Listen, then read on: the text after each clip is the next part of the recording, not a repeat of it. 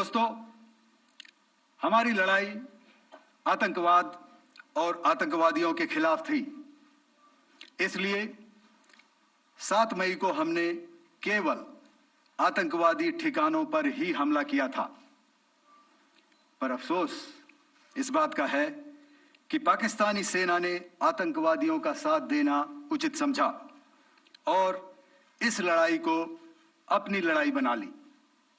इस परिस्थिति में हमारी जवाबी कार्यवाही अत्यंत आवश्यक थी और इसमें उनका जो भी नुकसान हुआ वे खुद इसके लिए जिम्मेदार हैं।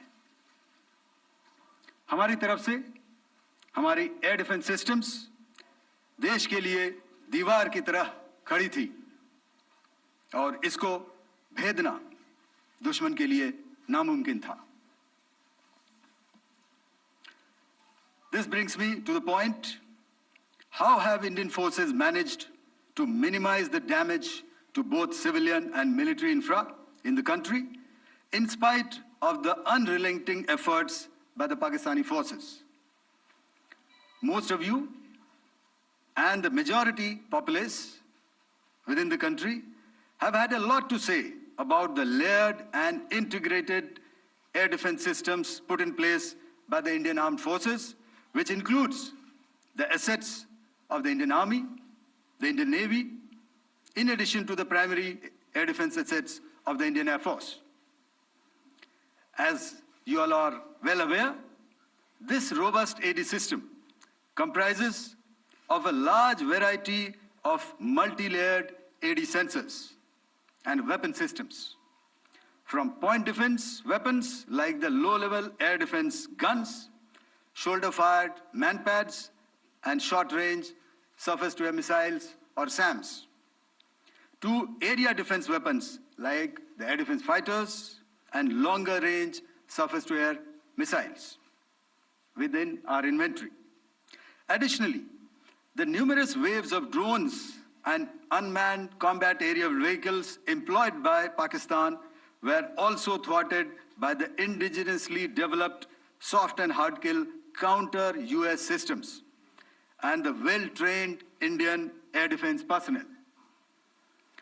All this was brought together as an efficient and effective AD environment by the Integrated Air Command and Control System, or the ISCCS of the Indian Air Force, which accords us the net-centric operational capability which is vital to modern days warfighting. While much has been said and written about the newer systems, I would like to place on record the performance and efficacy demonstrated by even the older battle-proven AD systems like the Pechora, the Osa AK, and the LLAD guns in countering the Pakistani threat vectors in the current operations. They were all modern generations, but these battle-proven systems stood the test of time and took them on head-on. Another highlight has been the stellar performance of the indigenous air defense weapon system like the Akash system. Here, ladies and gentlemen, I would like to mention that putting together an operationalization of this potent AD environment has been possible over the last decade due to unwavering budgetary and policy support provided by the Government of India in acquiring state-of-the-art equipment and weapon systems. Some of the results achieved in countering the enemy threat vectors over the last week are now being shown on the screen. Shown on the screen is a probable enemy PL-15 missile, which is of Chinese origin. This missile has missed its target, and you can see the pieces now which are available with us. Another weapon system or weapon which was found was the long-range rocket, the pieces of which you can now see on the screen. We have talked about the loiter munitions and the unmanned aerial systems, and here are some of the glimpses of those systems which we have brought down. To your right, with the right undercarriage or the wheel, you can see is the YIHA system, which is of Chinese origin, with Pakistan. You can see some quadcopters, and you can see one odd Sarkar drone hanging by the wire. All these have been brought down by our trained crew and air defense systems. As far as our offensive actions are concerned, yesterday I had already shared some details about the targets engaged by the Indian Air Force. The composite picture of the Indian Air Force targeting so far is now shown on the screen. As you can see, we have targeted the length and breadth of the adversary. I'm sure most of you would have already seen the effect of these strikes on ground, courtesy the large number of videos and photographs being circulated in the media. A few representative examples from the open source are now being shown to you on the screen. In fact, two of them. This is the strike on the Noor Khan Air Base. And you can see the effect. I'm sure most of you have seen the video. I have also picked it up from your sources only. And this is the aftermath of our strike at Rahimyar Khan Air Base. You can see the massive crater that it has left on its runway. And you can see the pinpoint accuracy of our weapons.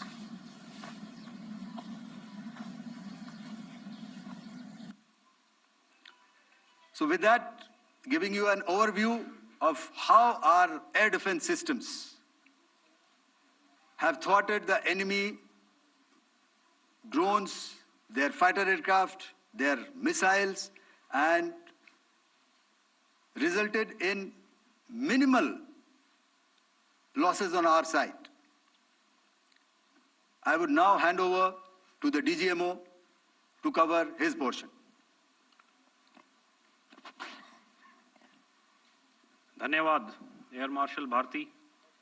मैं आज आप सब के साथ भारतीय सेना के air defence measures जो कि हमने इंडियन एयर फोर्स के साथ मिलजुल कर तालमेल में लिए, उसके बारे में कुछ बातचीत करूंगा। इस विषय में मैंने कल भी कुछ टिप्पणी करी थी, लेकिन आज मैं इस युद्ध के अहम एस्पेक्ट के बारे में आपको थोड़ा और पर्सपेक्टिव देना चाहता हूं। हमें एयर डिफेंस ऑपरेशन सिंदूर के एयर डिफेंस की कार्रवाई को एक कॉन्टेक्स्ट में समझने की आवश्यकता है। मैंने आपको कल बताया था कि पिछले कुछ सालों में आतंक की गतिविधियों का कैरेक्टर जो है उसमें कुछ बदलाव आ रहा था। अब हमारी मिलिट्री के साथ साथ मासूम सिविलियंस जो कि अपना बचाव करने में विफल थे, उन पर भी हमले हो रहे थे। 2024 में जम्मू सेक्टर में शिवखोरी मंदिर को जाते हुए यात्री और इस साल अप्रैल में पहलगाम में मासूम पर्यटक इस खतरनाक ट्रेंड के विशेष उदाहरण हैं। पहलगाम तक पाप का ये घड़ा भर चुका था। उसके बाद जो हुआ उसके बारे में हम कल विस्तार में बातचीत कर चुके हैं, क्योंकि आतंकियों पर हमारे सटीक हमले लाइन ऑफ कंट्रोल और इंटरनेशनल बाउंड्री को पार करे बिना किए गए थे। हमें पूरा अंदेशा था कि पाकिस्तान का वार भी बॉर्डर के उस पार से ही होगा। इसलिए हमने अपनी एयर डिफेंस की पूरी तैयारी पहले से ही कर ली थी। हमारी इन्वेंट्री में शामिल काउंटर मैन्ड एरियल सिस्टम्स,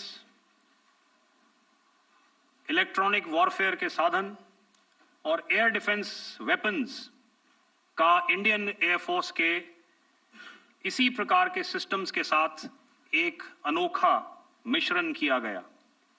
इसलिए आपने देखा कि जब जब पाकिस्तान एयरफोर्स ने हमारे एयरफील्ड्स और लॉजिस्टिक इंस्टॉलेशंस में 9 और 10 मई की रात को लगातार हमले किए, वो इस मजबूत एयर डिफेंस ग्रिड के सामने विफल हो गए। आपके सामने इस ग्रिड को एक तरीके से दर्शाया गया है। आप देख रहे हैं कि इंटरनेशनल बाउंड्री से कितनी layers, radars, counter, unmanned aerial systems, उसके पीछे शोल्डर फायर्ड वेपन्स, हमारे विंटेज एयर डिफेंस वेपन्स जो कि काफ़ी सालों से हमारी सेना में हैं। एयर मार्शल भारती ने भी उसके बारे में बात करी। और लास्ट में हमारे modern air defence weapon systems. तो कोई मौका नहीं था कि पाकिस्तान एयरफोर्स ये मल्टी टियर डिफेंस को पार करके पीछे हमारी एयरफील्ड्स या लॉजिस्टिक इंस्टॉलेशंस को टारगेट कर पाए। ये जो डायग्राम आप अपने सामने देख रहे हैं, ये मुझे एक इंसिडेंट की याद दिला रहा है। और मैं आपको इस उदाहरण के जरिए से एक ये एस्पेक्ट हाईलाइट करना चाहता हूं। जब मैं स्कूल में था तो तकरीबन मेरे ख्याल से ये 70 का दशक था और उस समय इंग्लैंड और ऑस्ट्रेलिया के बीच में, आज शायद क्रिकेट की बात भी करनी चाहिए क्योंकि मैं देख रहा था कि विराट कोहली ने टेस्ट क्रिकेट से रिटायरमेंट ले ली। कई भारतीयों की तरह वो मेरे भी फेवरेट क्रिकेटर हैं। तो 70 के दशक में ऑस्ट्रेलिया और इंग्लैंड की फेमस एशेज सीरीज चल रही थी और उस समय ऑस्ट्रेलिया के दो बहुत तेज गेंदबाज जो कि क्रिकेट हिस्ट्री में बड़ा उनका नाम है, जेफ थॉमसन और डेनिस लिली, उन्होंने अंग्रेजी बैट्समैन और उनकी बैटिंग लाइनअप को तहस नहस कर दिया था। और ऑस्ट्रेलियंस ने उस समय एक कहावत निकाली थी, that from ashes to ashes and from dust to dust, if Thommo don't get here then Lillee surely must. और अगर आप इस लेयर को देखें तो आप समझ जाएंगे कि मैं आपको क्या बताने की कोशिश कर रहा हूं।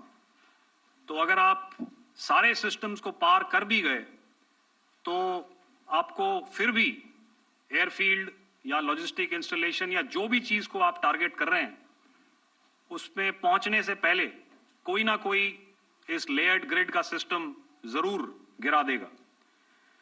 जो दुर्दशा कल आपने पाकिस्तान एयरफील्ड्स की देखी और शायद आज भी एयर मार्शल भारती की प्रेजेंटेशन में, हमारी एयरफील्ड्स हर प्रकार से ऑपरेशनल हैं।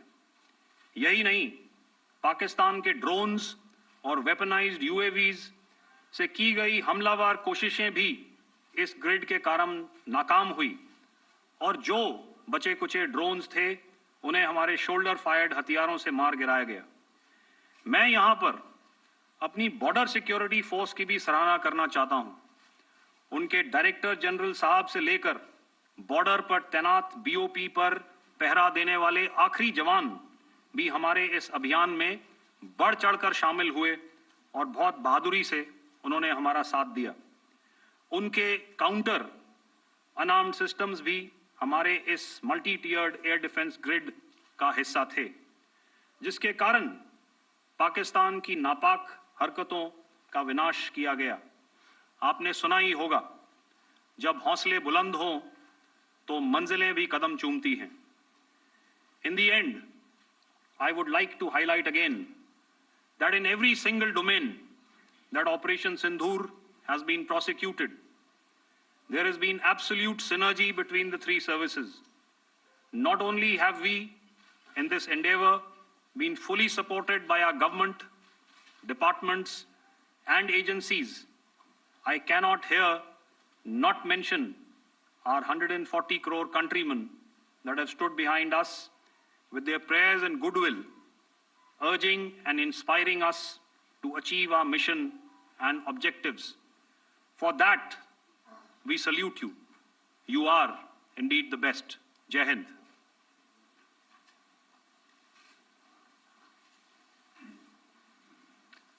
Good afternoon, ladies and gentlemen. To talk about the air defense capability, the Indian Navy operates as a composite network force capable of simultaneously addressing threats emanating from all domains, that is, air, surface, and subsurface, through amalgamation of advanced sensors synchronized on the combat management systems. In effect, the maritime force is able to ensure persistent surveillance, detection, and identification for a comprehensive maritime domain awareness, including the airspace. Effectively using multiple sensors and inputs, we are maintaining continuous surveillance to degrade or neutralize threats as they emerge or manifest, to ensure targeting at extended ranges. All these are conducted under the umbrella of a comprehensive and effective layered fleet air defense mechanism that caters for all threats, be it drones or high-speed missiles or aircraft, both fighters as well as surveillance aircraft. The fleet operates as a composite force, maintaining a surveillance bubble at extended ranges using advanced radars. Any aerial target that attempts to penetrate this bubble is detected and identified using various techniques and technologies, affording quick and clear distinction between commercial, neutral, and hostile aircraft or flying objects at ranges in excess of the anticipated attack range.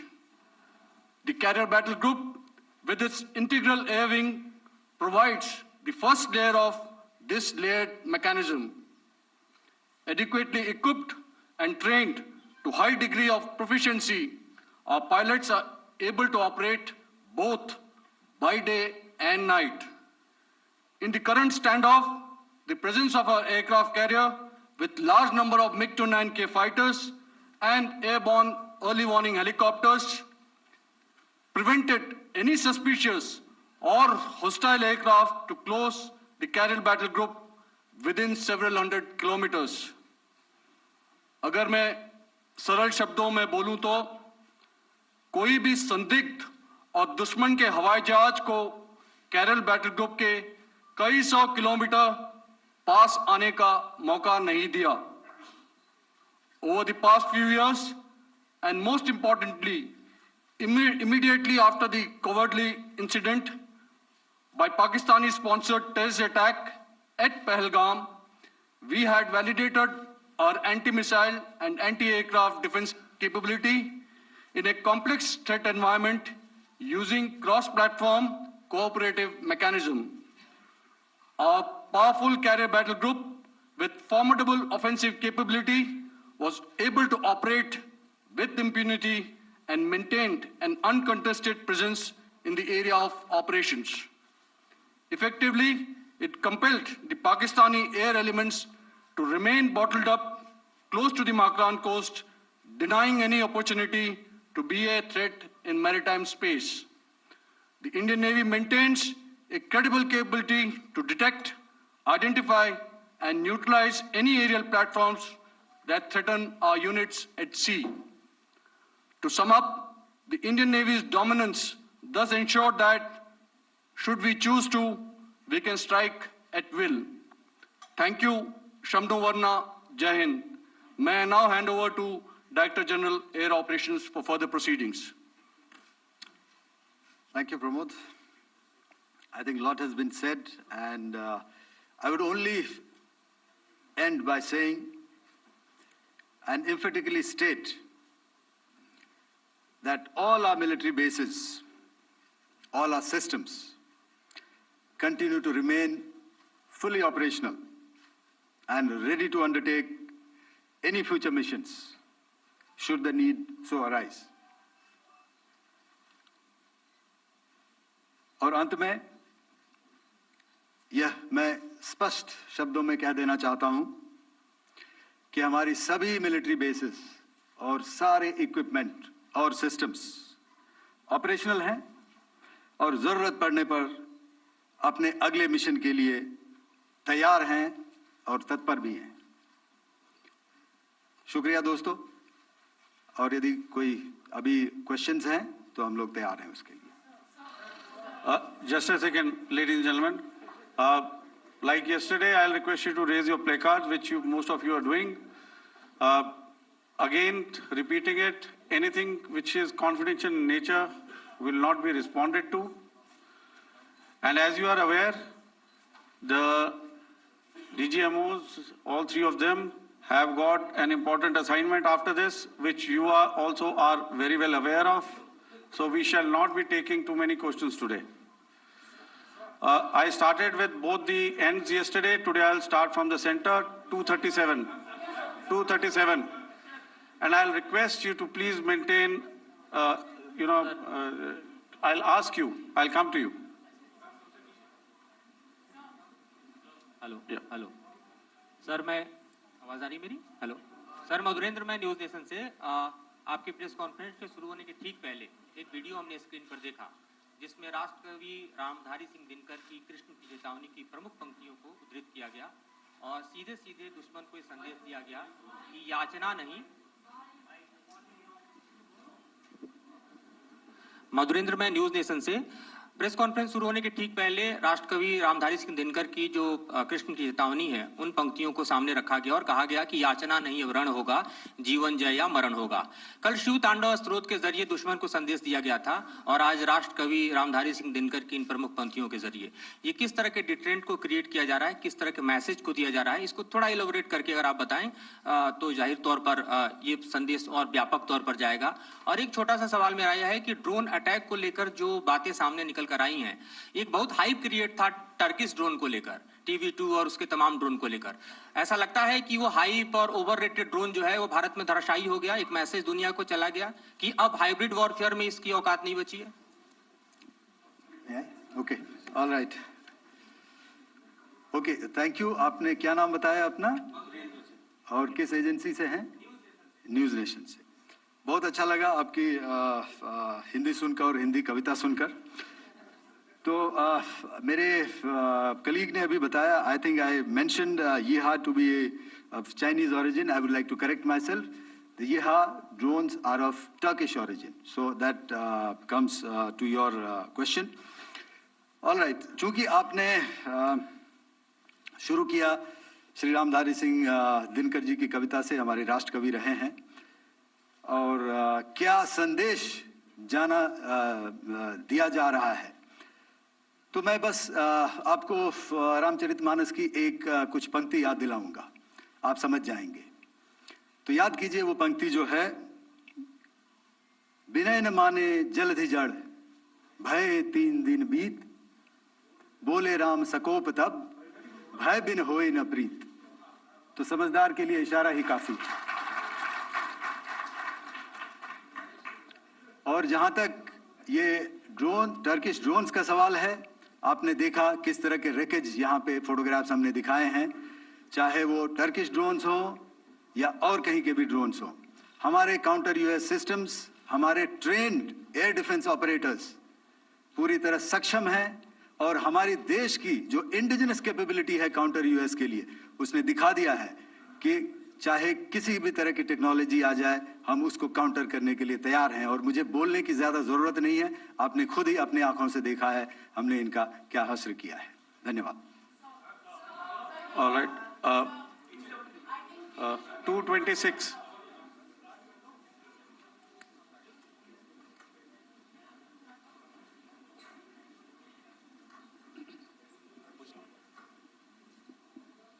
Sir, Aditya Raj called from TV9 Network. Yesterday, the DG ISPR came out with a press conference, and while you have been continuously providing satellite images and proofs, undeniable proof really, of the airstrikes that happened and the damage that is caused, there's no evidence coming in from the other side. What do you think is there? Are they trying to bluff their people? Are they trying to build some kind of a propaganda for the anger that domestically is there in Pakistan? And secondly, related question, you mentioned Jaish-e-Mohammed and Lashkar-e-Toiba terrorists. The brother of Maulana Masood Azhar, Rauf Asghar, who was killed. Pakistan DG ISPR is trying to build a propaganda where he's saying that Lashkar-e-Toiba, Rauf from Lashkar-e-Toiba was at the entire funeral, but he's saying that he's alive and, they're trying to confuse the people because the two names are similar. The Jaish chief, who is the brother of Maulana Masood Azhar, and the Lashkar guy who was with the Pakistan army at the funeral.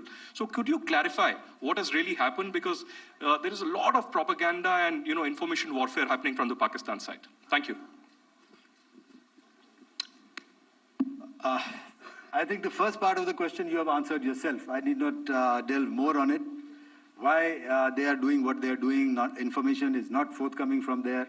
Obviously, that is expected, and they would do whatever it takes to assuage their people and minimize whatever information about the damage comes out. Here, I would like to clarify, as I said yesterday, our fight is with the terrorists. Our fight is not with the Pakistan military or Pakistan civilians.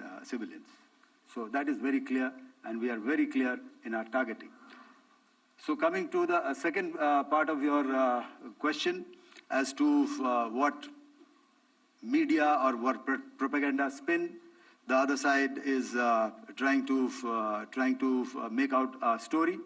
Well, it is for them to answer, and it really is not a military question for us to answer here. We've done our job. We have done what we are expected to do, and that is it.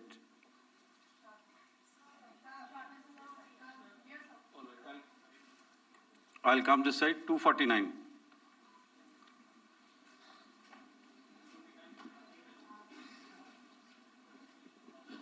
Sir, मैं पूनम पांडे हूँ Navbharat times से। पाकिस्तान ने जो press conference की थी उसमें एक sentence उन्होंने यूज़ किया था कि this is new art of war. तो हम सब ने देखा, शायद पहली बार देखा कि किस तरीके से आसमान में दोनों एयरफोर्स के एयरक्राफ्ट थे। क्या आप बता सकेंगे, क्योंकि हम जो लगातार जब कवर करते हैं हम देखते हैं 2016 में के बाद ड्रोन का जो पूरा वॉरफेयर में रोल है वो दिखा था, तो हमने भी वो दिखाया, और किस स्तर की ये वॉर थी? अगर थोड़ा आप क्लैरिटी दे सकें कि कितने एयरक्राफ्ट उनके इन्वॉल्व थे, लगभग कितने हमारे थे, क्या इसे अब तक का सबसे बड़ा जो जंग हुई है आसमान में वो कहा जा सकता है? और ड्रोन के रोल पे थोड़ा और ज़्यादा, क्योंकि 2016 के बाद जिस तरीके से बड़ा है। देखिए, जैसा मैंने कल कहा था कि इस लड़ाई के डिटेल्स अभी हम शेयर नहीं कर सकते हैं, क्योंकि इसमें काफ़ी कुछ ऑपरेशनल डिटेल्स होंगे। कितने जहाज थे दोनों तरफ से, किस तरह की लड़ाई हुई, these are questions of technical details which we may not be able to share firstly, and which we may not be able to share to explain to you the way it needs to be explained. Suffice to say कि yes, ये एक दूसरी तरह का warfare था, and it is bound to happen. हम लोग पिछली लड़ाई, अगली जो कभी भी लड़ाई होगी, भगवान करे ना हो, लेकिन अभी यदि हुई तो ये पिछली लड़ाई की तरह नहीं होगी। हर एक लड़ाई जो है अलग तरीके से लड़ी जाती है, और टेक्नोलॉजिकल एडवांसमेंट्स हो रहे हैं। हम भी उस एडवांसमेंट्स के हिस्सा हैं, हमारे एडवर्सरीज भी हिस्सा हैं। So it is a cat and mouse game, and you have to be ahead of the curve to beat your adversary. So that is what is going to happen. So if you ask, was this different? Was this engagement different? Definitely it was different. And a lot of new aspects have come out, but we were prepared for it, we were trained for it, and we were equipped for it. That is the only aspect that I can share with you at this time. Thank you. Ladies and gentlemen, the last question, 161.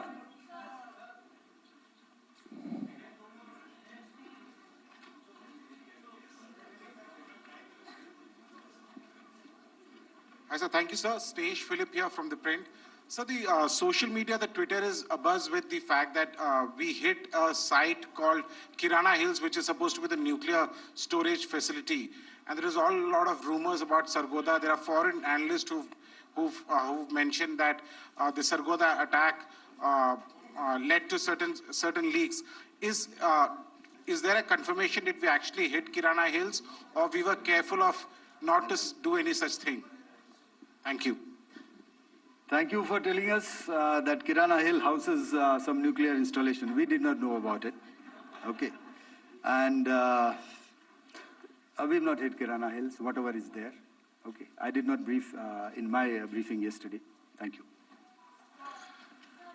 Ladies and gentlemen, thank you so much. As I said yesterday, as I said earlier and yesterday, it is difficult to take everybody's questions, and the DGMers have to reach somewhere right now. So thank you for coming. Please send in your questions on paper. We will definitely answer them. Thank you. बेहद महत्वपूर्ण press conference operation सिंदूर पर तीनों सेनाओं के DGMO की ये press briefing, जिसमें बहुत साफ बताया गया कि भारत की लड़ाई आतंकवाद और आतंकवाद के खिलाफ थी, लेकिन पाकिस्तान ने इस आतंकवाद के खिलाफ की लड़ाई को अपनी लड़ाई समझी, जिसमें जवाबी कार्रवाई में पाकिस्तान को जो नुकसान हुआ उसके लिए पाकिस्तान खुद जिम्मेदार है। तीनों सेनाओं की संयुक्त प्रेस कॉन्फ्रेंस देखी एयर मार्शल ए.के. भारती से Albert School is within the academic world what Edmond de Rothschild is within the world of finance. This is about being disruptive, changing the rules, being conviction-led with a very clear purpose. And this is about looking for impact. My name is Stéphane Voyer. I have the privilege to be the global head of human resources for Edmond de Rothschild Group. If we want the leaders of tomorrow to properly lead the world and the industry and the business, we need to make sure we rely on data. I think Albert School is at the right place at the right moment when it comes to data management. I think one very distinctive practice from Albert School is the quality of the deep dive that we could compare versus what we call case studies. I think Albert School goes further. Albert School. Get inspired.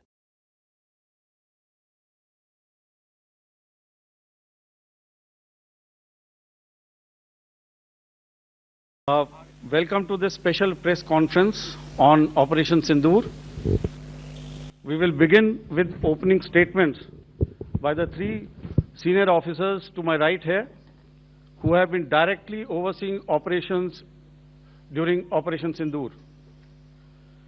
We have Lieutenant General Rajiv Ghai, Director General Military Operations, who will cover the aspects related to land domain. Air Marshal A.K. Bharti, to his right, Director General Air Operations, will provide insights on the air domain.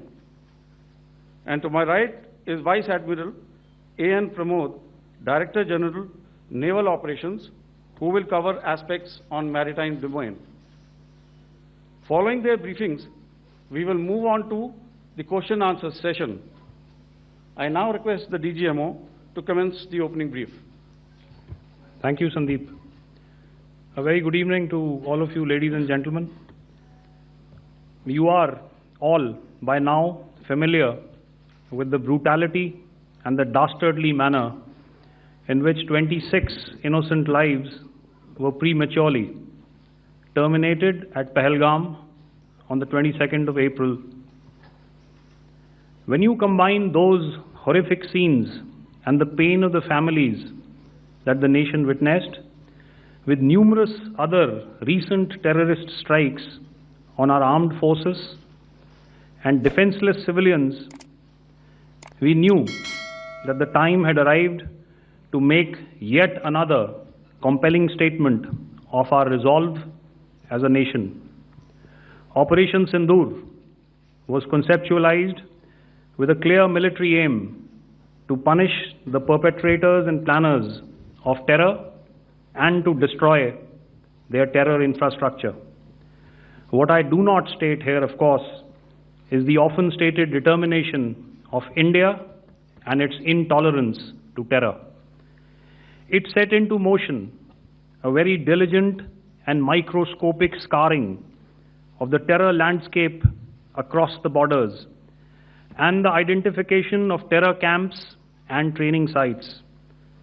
The locations that emerged were numerous, but as we deliberated more, we realized that some of these terror hubs were now bereft of any presence and had preemptively been vacated, fearing retribution from us.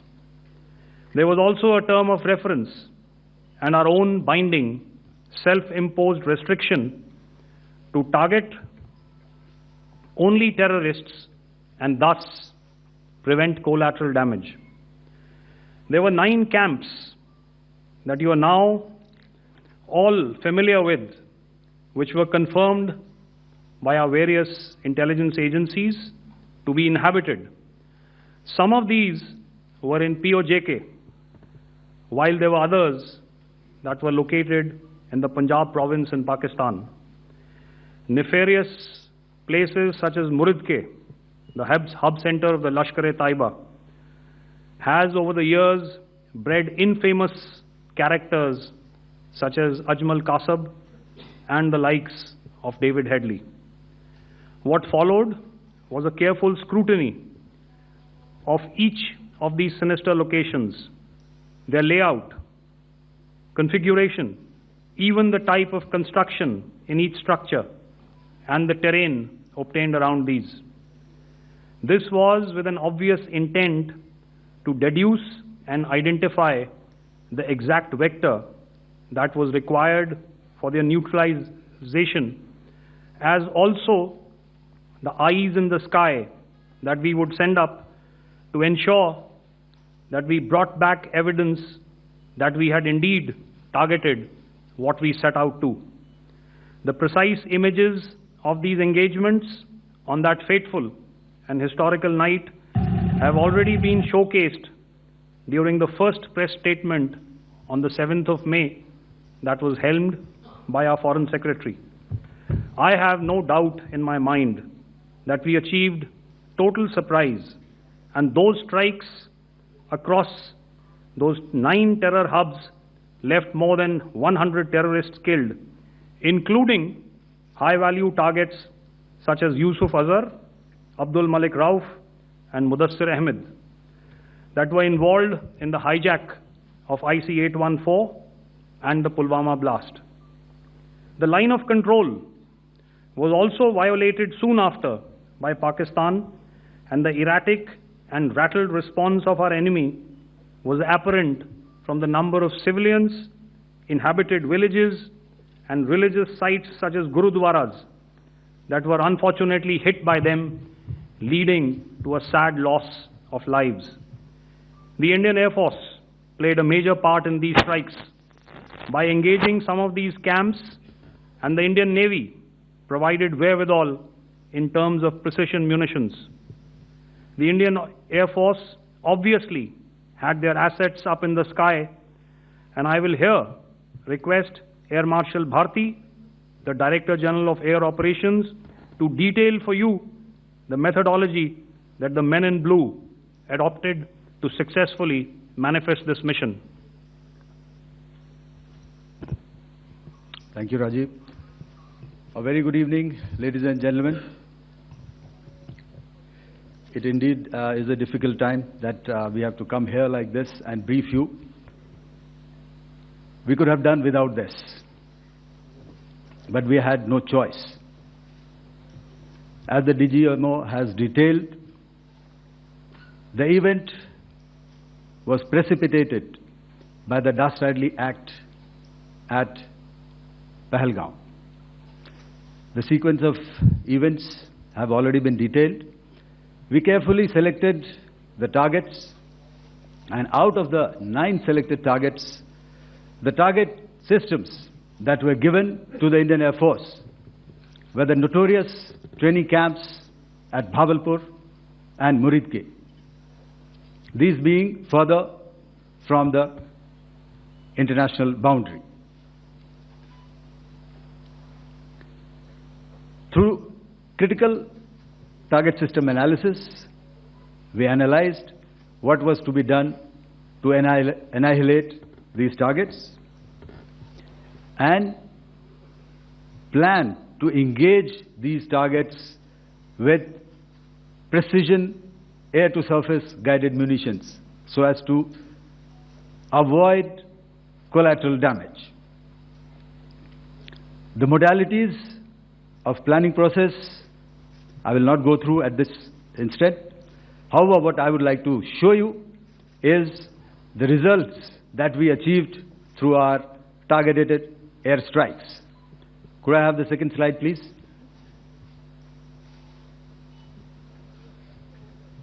Yeah, change, please.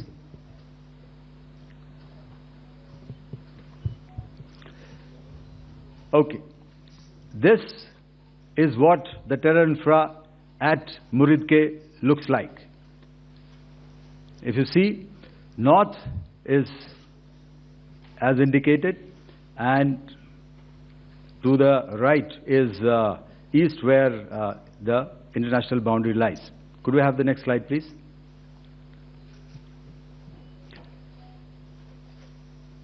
Orientating. Oh, just go back to one slide. Okay. Please have a look at this red building. The series of buildings out here, and this empty ground. Next. If you relate, the empty ground is here, and you see this is the first weapon that is impacting. This is the impact point number 1 on Muridke training camp with our precision guided weapons on early morning 7th. Next, please. Keep your eyes glued for the second weapon coming in and the second impact on the selected target point. Next slide, please.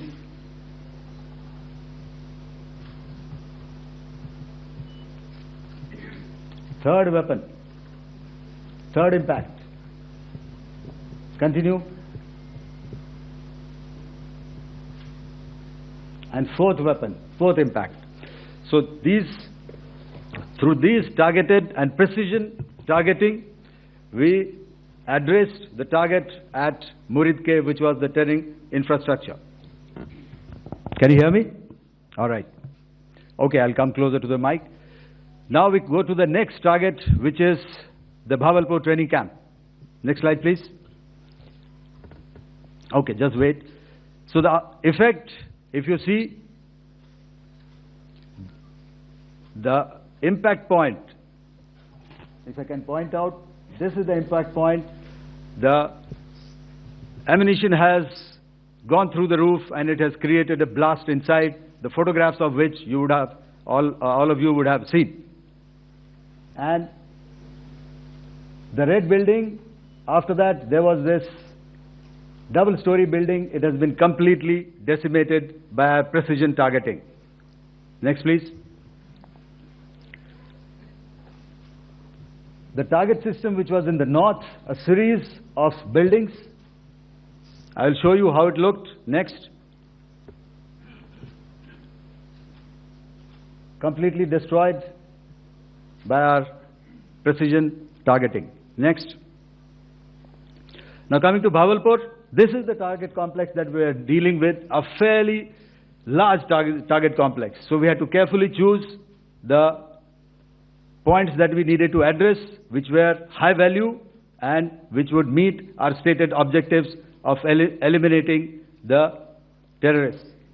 I would like to draw your attention to this red canopy, and in relation to that, I would cover the targets. One target system is a series of buildings here, other one here, and other one out here. Next slide, please. This is how it looked before, and this is how the building looked after the impact of the weapon. And orientation in relation to this red canopy, you can see here. Next, please. Before, next. Here are 3 things you must know before moving to data science. 1. Data science is not all about coding. While coding is a part of it, data science has a lot more to do with data collection, cleaning, visualization, and analysis. 2. Data science has opportunities beyond big tech companies. You can get a variety of roles in small and big companies across industries. 3. There are many specialized job functions beyond data scientists like ML engineer, business analyst, deep learning engineer, AI research scientist, and many more. If you're interested in knowing more about these functions and the skills it takes to get there, then register for our Scalar Masterclass.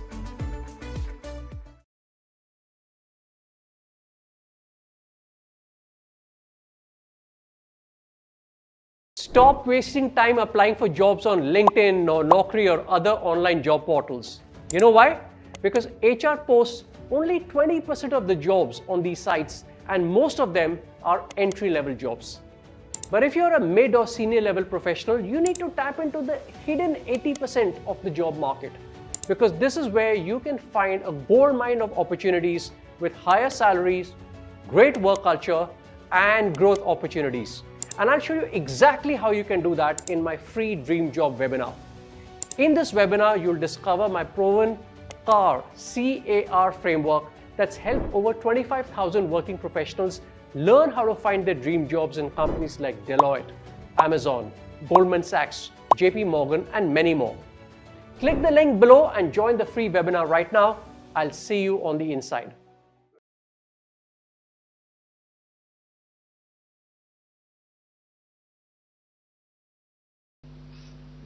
And after,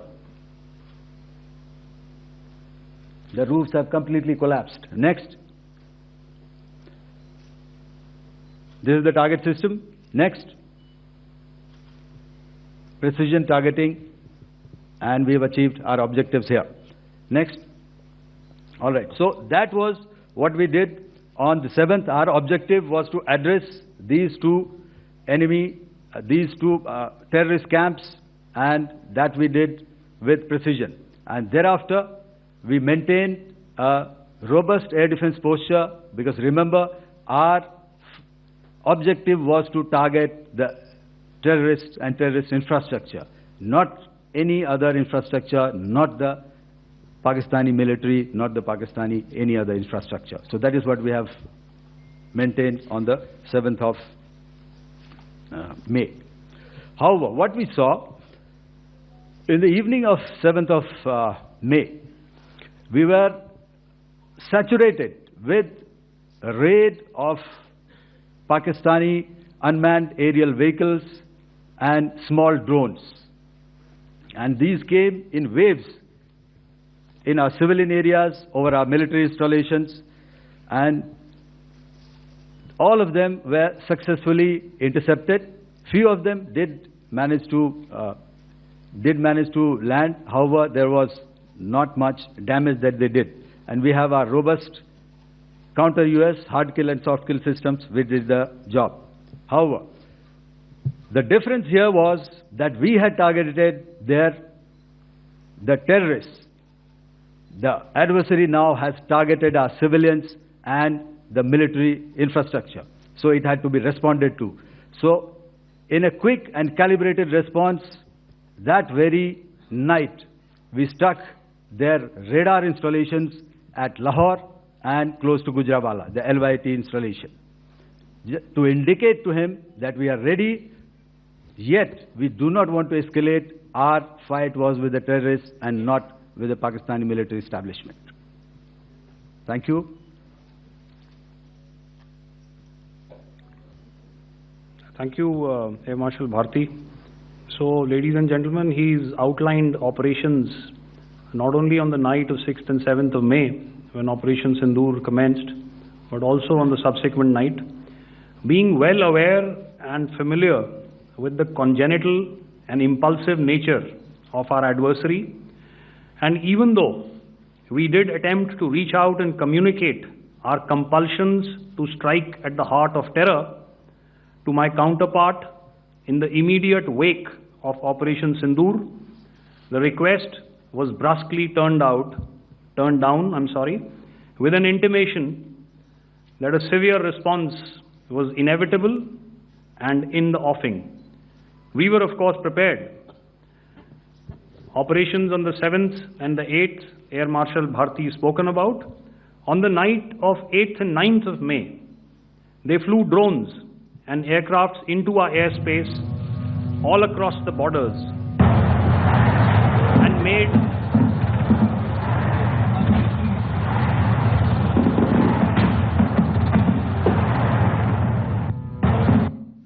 made largely unsuccessful attempts to target numerous military infrastructure. Violations on the line of control by Pakistan also commenced yet again and precipitated into fierce RT engagements. The air operations on the night of 8th and 9th of May, I'll yet again request the DG Air Operations to cover.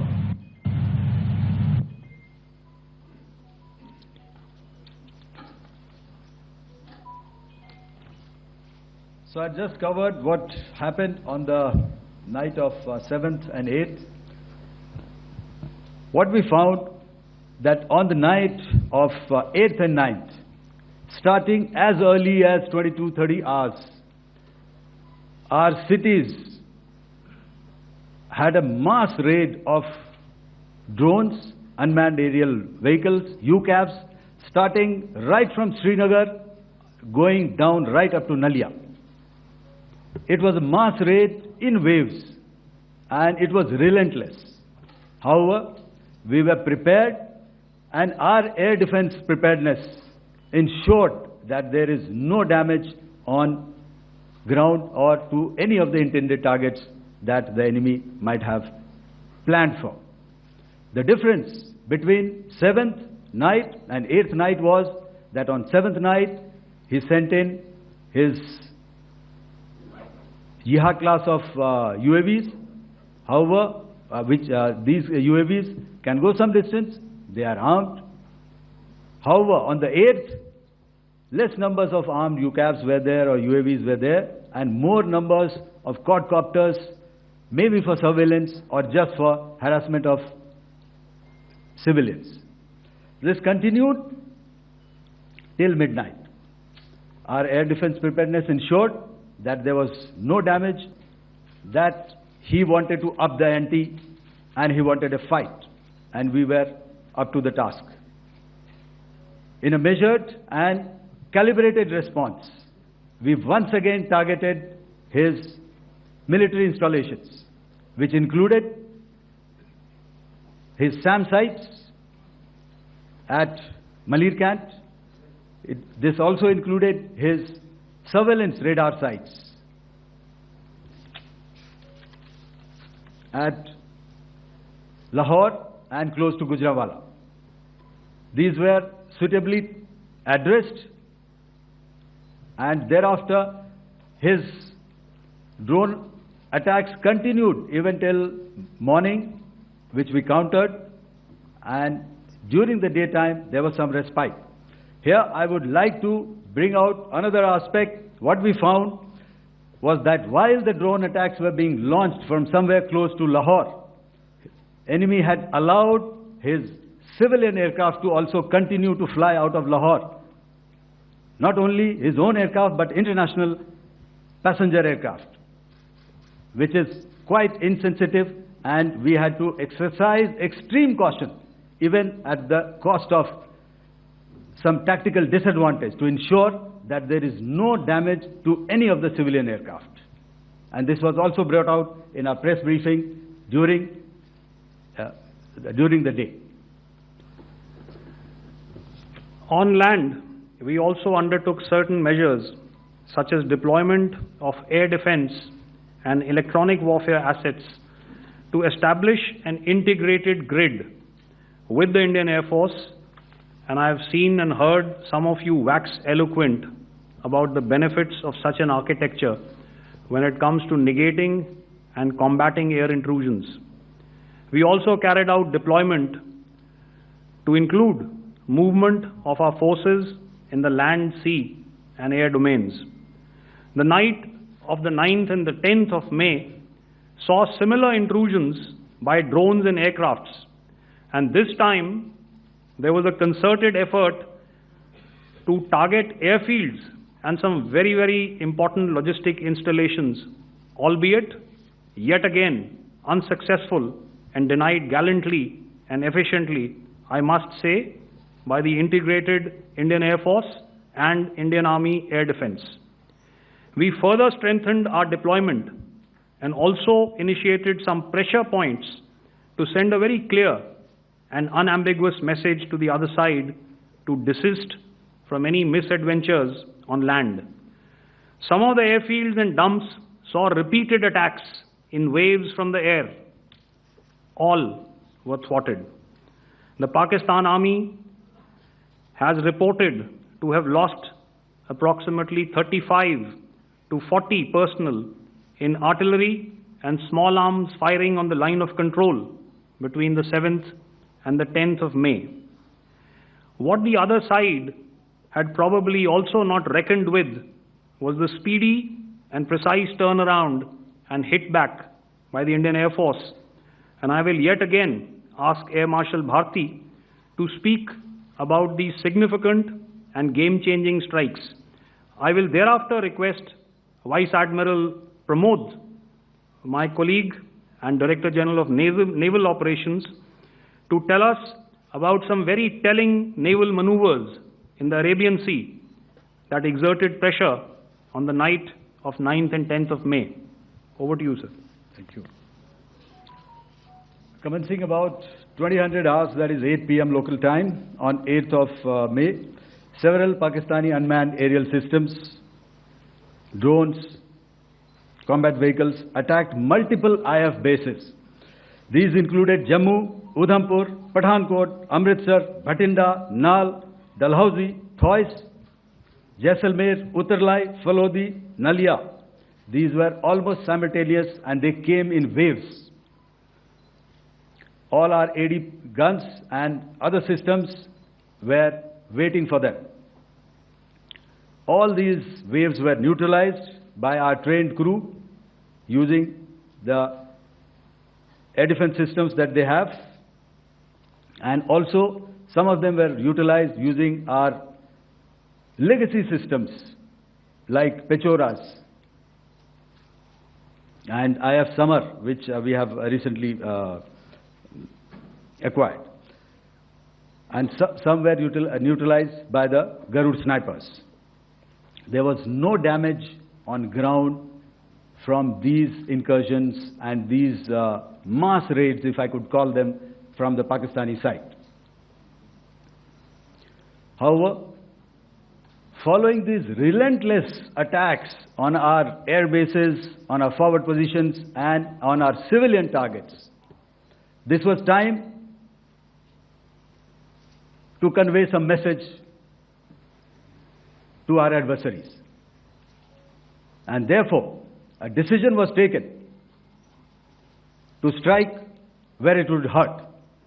And towards that, in a swift, coordinated, calibrated attack, we struck his air bases, command centers, military infrastructure, air defense systems across the entire Western Front. The bases we struck include Chaklala, Rafiki, and mind you, Chaklala is Islamabad, Rahim Yar Khan, Sarkar, sending a clear message that aggression will not be tolerated. This was followed by strikes at Sargoda, Bholari, Jacobabad. We also struck the C2 centers at Murid, the UAE complex at Murid, Rafiki, radar at Chunia, which I will show you, Rahim Yar Khan airfield, and the unmanned combat aerial vehicle hangar at Sarkar. I would like to reiterate here that we have the capability to target every system at these bases and more. However, it was only a measured response to instill good wisdom to our adversary to refrain from further escalation. IF's response was directed only at military installations, avoiding civilian and collateral damage. I would now like to show you some of the effects that have been achieved as a result of our air operation.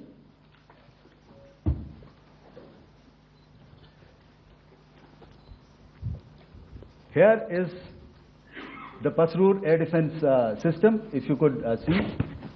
Zoomed up view, this is the radar mounted on a high